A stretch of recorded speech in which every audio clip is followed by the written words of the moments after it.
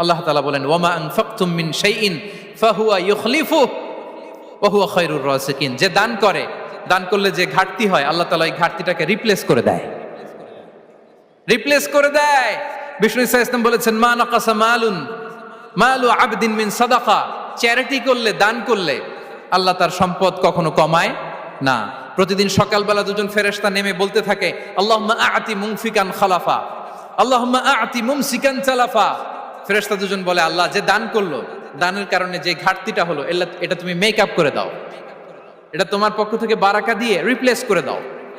আর যে ধরে রাখলো, কৃপণতা করলো, ওর সম্পদকে আল্লাহ তুমি ধ্বংস করে দাও। ওয়াল ইয়াযু বিল্লাহ। আমরা যেন দান করি। এরপরে বিষ্ণু ইসা ইসলাম বলেছেন, বেশি বেশি হজ উমরা করলে, বেশি বেশি যদি কারো সাধ্য থাকে, ফিনান্সিয়াল ক্যাপাসিটি থাকে, বেশি বেশি হজ উমরা করলে তার রিজিকে বারাকা নেমে আসে। সব শেষে হচ্ছে দোয়া করা।